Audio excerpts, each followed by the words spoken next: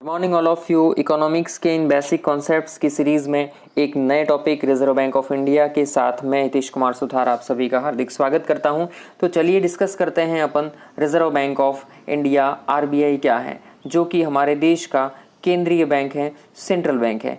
देखते हैं कि ये केंद्रीय बैंक कैसे अस्तित्व में आया, इसका इतिहास क्या रहा होगा और इसके डेवलपमेंट के स्टेजेज क्या रहे होंगे और क्या इसके फंक्शंस हैं। तो चलिए स्टार्ट करते हैं। स्टार्ट में फर्स्टली एक कमीशन बनाया गया था ब्रिटिश गवर्नमेंट के द्वारा और उस कमीशन का नाम था royal commission on Indian currency and finance, जिसको हिल्टन यंग कमीशन के नाम से भी जाना जाता था। और ये कमीशन 1920 में बना। तो शुरुआत कीजिएगा 1920 से।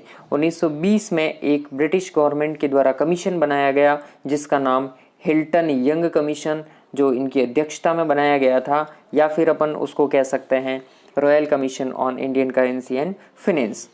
इस कमीशन ने क्या काम किया? इस कमीशन ने कुछ रिकमेंडेशन की थी और वो रिकमेंडेशन क्या थी कि इन्होंने बताया कि देश के लिए एक केंद्रीय बैंक होना चाहिए। रिकमेंड किया था 1926 में। तो सीरीज शुरू होती है 1920 से। 1920 में एक आयोग बनता है, एक कमीशन बनता है जिसका नाम हिल्टन यंग कमीशन या royal commission on Indian currency and finance था। और उसने 1926 में कुछ संस्तुतियाँ दी, कुछ रिकमेंडेशंस दिए थे, और वो रिकमेंडेशन थे एक देश में केंद्रीय बैंक होना चाहिए। हिल्टन यंग कमीशन की रिकमेंडेशन के बाद में एक एक्ट बनाया गया, आरबीआई एक्ट 1934 और reserve Bank of India act 1934, और हिल्टन यंग कमीशन के संयुक्त प्रयासों से 1 अप्रैल 1935 को भारत में एक केंद्रीय बैंक की स्थापना की गई और 1 अप्रैल से इसने काम करना शुरू कर दिया। जब इसकी स्थापना हुई थी तो इसकी अधिकृत पूंजी 5 करोड़ रुपए थी। आगे देखिएगा, जब इसकी स्थापना हुई तो इसको क्या काम दिए गए। तो जब इसकी स्थापना हुई तो एक तो बैंकों पर नियंत्रण का काम इसके पास था, लेकिन जब ये अस्तित्व में आया तो ये एक निजी बैंक के रूप में था जो सामान्य बैंकिंग कार्य भी करता था, अर्थात डिपॉजिट एक्सेप्ट करने का काम, लोन देने का काम, जो सामान्य बैंकें काम करती है वो काम सारे रिजर्व बैंक ऑफ इंडिया भी करता था। चलिए, जब इसकी स्थापना हुई तो इसका जो कार्यालय था वो कोलकाता के अंदर था, लेकिन 1937 में इसे बॉम्बे ट्रांसफ़र कर दिया गया। मूव कहाँ किया गया? कलकत्ता से बॉम्बे। अब क्लियर हो गया होगा आपको कि रिजर्व बैंक ऑफ इंडिया कैसे बना। तो रिजर्व बैंक ऑफ इंडिया कैसे बना, तो सबसे पहले हमको ध्यान रखना है 1920 में कौन सा कमीशन? रॉयल कमीशन या हिल्टन यंग कमीशन बना, और इसने 1926 में रिकमेंडेशन किया था, और वो रिकमेंडेशन था कि एक देश में केंद्रीय बैंक होना चाहिए। तो इसी रिकमेंडेशन के आधार पर 1934 में एक एक्ट बना जिसका नाम था आरबीआई एक्ट 1934। अब इस एक्ट के बनने के बाद 1 अप्रैल 1935 को भारत में एक केंद्रीय बैंक की स्थापना हुई जिसे कहा जाता है रिजर्व बैंक ऑफ इंडिया। तो उस समय जब स्थापना हुई तो ये किस प्रकार का बैंक था, आपसे पूछा जाए तो स्थापना के समय ये निजी बैंक था, एक प्राइवेट बैंक था। और ये क्या क्या काम करता था? तो जो वर्तमान के काम है उन कामों के साथ, मतलब बैंकिंग व्यवस्था को नियंत्रित करने के साथ साथ सामान्य जो बैंकिंग के काम है, जो सामान्य काम है जो बैंकें करती है, उसके साथ बैंकों पर नियंत्रण का काम भी इसके पास था। लेकिन आगे देखिएगा आगे क्या होता है। अब शुरुआत में मैंने बताया आपको कि 5 करोड़ रुपए की अधिकृत पूंजी के साथ यह अस्तित्व में आया था। उस समय शेयर की वैल्यू थी 100 रुपये, और 100 रुपये शेयर के 100 रुपये के कितने शेयर्स थे? 5 लाख। नेक्स्ट देखिएगा, कुछ फैक्ट्स हैं। जैसे हम नोट की बात करते हैं, जो पेपर नोट्स हैं, तो पेपर नोट्स पे 17 लैंग्वेजेस के अंदर लिखा हुआ होता है, जिसमें हिंदी और अंग्रेजी को छोड़ दिया जाए तो कितनी लैंग्वेज हैं? 15। तो कुल कितनी भाषाओं में लिखा हुआ होता है नोट पे? तो 17 भाषाओं में, हिंदी और अंग्रेजी के अलावा 15 और भाषाओं में लिखा हुआ होता है। आपने नहीं देखा है तो गिन सकते हैं। रुपए के सिंबल की बात करें तो ये सिंबल दिया था डी उदय कुमार ने 2010 में। डिज़ाइन की बात करें तो अपन ने पहले चर्चा की है। इस टाइप का डिज़ाइन था जो रोमन के आर और देवनागरी लिपि के र से मिलके बना है, और ये दिया किसने था? डी उदय कुमार ने। इनके गवर्नर की चर्चा करें रिजर्व बैंक ऑफ इंडिया के, तो कुछ फैक्ट्स आपको ध्यान रखने हैं कि सबसे पहले गवर्नर कौन बने। तो सबसे पहले गवर्नर बने थे sir Osborne Smith. Second governor बने थे जेम्स टेलर, और तीसरे नंबर पे मैंने लिखा है वो ऐसे पहले भारतीय है जो रिजर्व बैंक ऑफ इंडिया के गवर्नर बने थे। ध्यान दीजिएगा, पहले गवर्नर कौन? Osborne Smith. दूसरे कौन? टेलर। तीसरे कौन? तीसरे जो कि पहले भारतीय है जो रिजर्व बैंक ऑफ इंडिया के गवर्नर बने थे, जिनका नाम सी.डी. देशमुख था। आगे देखिएगा कि रिजर्व बैंक ऑफ इंडिया का नेशनलाइजेशन कब किया। यह सरकार के हाथ में कब आई? क्योंकि यह एक प्राइवेट बैंक के रूप में स्थापित हुई थी, तो इसका राष्ट्रीयकरण कब किया गया? सरकार के हाथ में कब आई? सरकार ने इसके शेयर्स को कब खरीदा और उसका कब नेशनलाइजेशन किया? तो 1 जनवरी 1949 को इसका राष्ट्रीयकरण किया गया, क्योंकि प्रारंभ में यह प्राइवेट सेक्टर का एक बैंक था, लेकिन बाद में यह भारत सरकार के अधीन आ गया। हम लोकल बोर्ड की चर्चा करते हैं कि कितने लोकल बोर्ड है रिजर्व बैंक ऑफ इंडिया में। तो लोकल बोर्ड कितने हैं? 4 हैं। कौन कौन से हैं? DMCK, दिल्ली, मुंबई, चेन्नई और कोलकाता। रीजनल ऑफिसेज कितने हैं? तो 20 हैं।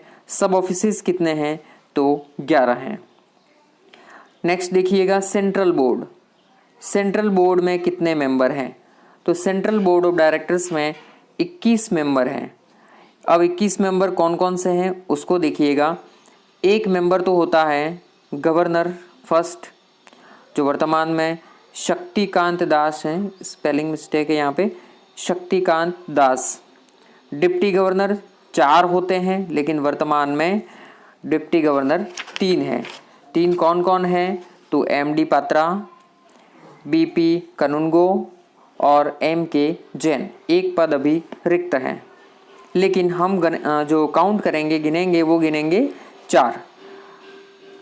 तो डिप्टी गवर्नर 4 होते हैं। लोकल बोर्ड के डायरेक्टर 4 बोर्ड है, और चारों बोर्ड के डायरेक्टर 4 वो हो गए। 2 फाइनेंस मिनिस्ट्री से मेंबर लिए जाते हैं, और 10 मेंबर भारत सरकार के द्वारा नामित होते हैं। कुल कितने हो गए आप काउंट कर सकते हैं, कुल अपने हो गए 21। पहले फाइनेंस मिनिस्ट्री से एक जाता था मेंबर, लेकिन वर्तमान में इन्वॉल्वमेंट ज़्यादा है, अर्थात इसको 2 कर दिया गया है। चलिए आगे देखते हैं अपन कि नोट प्रिंटिंग प्रेस कहाँ पर है भारत में। तो भारत में नोट प्रिंटिंग प्रेस की बात करें तो 4 नोट प्रिंटिंग प्रेस हैं। कौन कौन से? मैसूर कर्नाटक में है, सल्बोनी जो वेस्ट बंगाल में है, देवास जो MP में है, और नासिक जो महाराष्ट्र के अंदर है। तो पहले वाले 2 कौन कौन से? मैसूर और सल्बोनी जो रिजर्व बैंक ऑफ इंडिया के अंडर में काम करते हैं, और दूसरे 2 देवास और नासिक जो कि गवर्नमेंट ऑफ इंडिया के अंडर में है।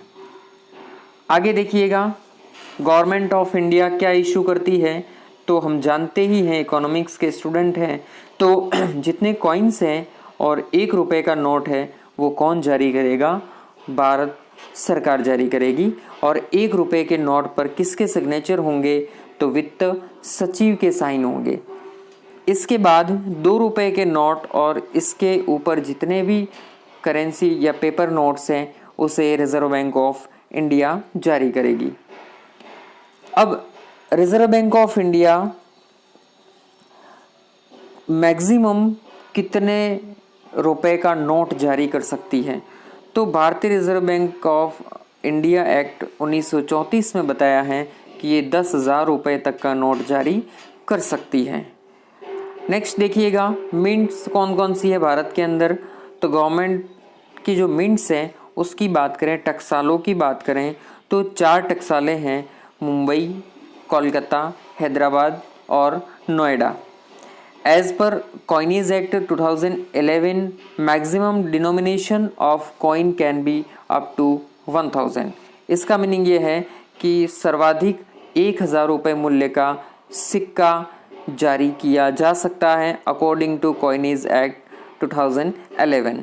क्लियर? नोट सर्वाधिक मूल्य 10,000 रुपये तक का और कॉइन 1000 रुपये तक का।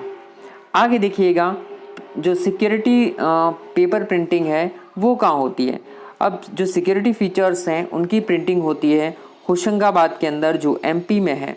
तो सभी नोट पर जितने सिक्योरिटी फीचर्स होते हैं उनकी प्रिंटिंग कहाँ होती है? एमपी के होशंगाबाद में होती है। आगे देखिएगा, मिनिमम रिजर्व सिस्टम क्या होता है। आपको ध्यान ही है, मिनिमम रिजर्व सिस्टम की बात करें अपन तो मिनिमम रिजर्व सिस्टम से पहले आनुपातिक कोष या आनुपातिक आरक्षित प्रणाली, कोष प्रणाली लागू होती थी, लेकिन वर्तमान में न्यूनतम कोष प्रणाली लागू होती है। तो न्यूनतम कोष प्रणाली में क्या होता है और आनुपातिक कोष प्रणाली में क्या होता था? तो आनुपातिक कोष प्रणाली में जितने कोष होते थे उतनी ही मुद्रा का निर्गमन रिजर्व बैंक ऑफ इंडिया कर सकता था, लेकिन वर्तमान में न्यूनतम कोष प्रणाली के द्वारा reserve Bank of India note जारी करता है। तो ये मिनिमम फंड कितना है? तो रिजर्व बैंक ऑफ इंडिया का ये मिनिमम फंड है 200 करोड़ रुपए, जिसमें से 115 करोड़ रुपए का गोल्ड और 85 करोड़ रुपए की विदेशी प्रतिभूतियां रखी जाती हैं। ध्यान दीजिएगा, यदि रिजर्व बैंक ऑफ इंडिया चाहें तो गोल्ड को बढ़ा सकता है और फॉरेन एक्सचेंज या विदेशी जो प्रतिभूतियां करेंसीज हैं उसको घटा सकता है, लेकिन ध्यान दीजिएगा ये गोल्ड की जो मात्रा है 115 करोड़ उसे कम नहीं कर सकता है। नेक्स्ट देखिए, रिजर्व बैंक ऑफ इंडिया के फंक्शंस क्या क्या हैं। फंक्शंस की बात करें, इसके कार्यों की बात करें तो सबसे पहला काम होता है मेकर ऑफ मॉनेटरी पॉलिसी। मैं डिटेल बता दूं आपको, जो मॉनेटरी पॉलिसी है इसका वीडियो भी अपने चैनल पे अपलोड किया हुआ है। इसके 2 वीडियोज़ हैं, आप अच्छे से देखिएगा उन्हें। ये पॉलिसी बहुत ही इम्पोर्टेंट होती है क्योंकि किसी भी देश की अर्थव्यवस्था को सही तरीके से संचालित करने के लिए 2 पॉलिसीज़ काम करती है। अब वो 2 पॉलिसीज़ कौन कौन सी हैं? वो पहली पॉलिसी मॉनेटरी पॉलिसी जो रिजर्व बैंक ऑफ इंडिया जारी करता है, और दूसरी पॉलिसी होती है फिस्कल पॉलिसी जो कि सरकार जारी करती है। तो मॉनेटरी पॉलिसी जब स्टार्टिंग में जारी की जाती थी तो जो सारे राइट्स थे, वैसे जनरली जो मॉनेटरी पॉलिसी है वो केंद्रीय बैंक जारी करता है। तो भारत के बारे में थोड़ी मैं बात बता दूं आपको कि भारत में पहले अंतिम निर्णय जो पॉलिसी पे लिया जाता था वो, जैसे अपन उदारीकरण से पहले की बात करें तो जो अंतिम निर्णय लिए जाते थे वो सरकार लेती थी, वित्त मंत्रालय लेता था भारत सरकार का। तो ये काफ़ी विवादों में भी रहा ये मैटर। नरसिम्हम समिति बनी थी, उसने ये रेकमेंड किया था कि रिजर्व बैंक ऑफ इंडिया को एक ऑटोनॉमी होनी चाहिए, स्वायत्ता होनी चाहिए मॉनेटरी पॉलिसी के केस में। लेकिन वर्तमान की बात करें अपन तो वर्तमान में ऐसी कोई स्थिति नहीं है। वर्तमान में ये कहा जा सकता है कि मॉनेटरी पॉलिसी पे जो डिसीजंस लेने के पावर हैं वो रिजर्व बैंक ऑफ इंडिया के पास है। अब देखिएगा दूसरा काम है इशूअर ऑफ करेंसी। ये मुद्रा को निर्गमित करता है। कैसे करता है? मिनिमम रिजर्व फंड सिस्टम से करता है। इसमें कितना फंड्स होता है? तो 200 करोड़ का होता है, 115 करोड़ का गोल्ड और 85 करोड़ की फॉरेन करेंसी सिक्योरिटीज होती हैं। अगला काम देखिएगा, बैंकर्स टू दी गवर्नमेंट। ये सरकार के बैंक के रूप में काम करता है। सरकार को आवश्यकता पड़ने पर ये लोन अवेलेबल कराता है। बैंकर्स बैंक, ये सारे बैंकों का बैंक है, ये पिताजी का काम करता है। सभी बैंकों को यदि ज़रूरत पड़ती है तो उनकी ज़रूरतों को पूरा करने का काम रिजर्व बैंक ऑफ इंडिया के द्वारा किया जाता है। तो custodian of foreign currencies, foreign reserve की बात करें, कस्टडी की बात करें तो जितने भी विदेशी रिजर्व्स हैं, जितने विदेशी आरक्षियाँ हैं, उन सभी को कस्टडी में रखने का काम, उनकी सुरक्षा का काम रिजर्व बैंक ऑफ इंडिया के पास में है। और लास्ट देखिएगा, लैंडर ऑफ लास्ट रिजॉर्ट, अंतिम ऋणदाता का काम करता है। जब कहीं ऋण नहीं मिले तो लास्ट बैंकों के पास में, सरकार के पास ऑप्शन होता है रिजर्व बैंक ऑफ इंडिया।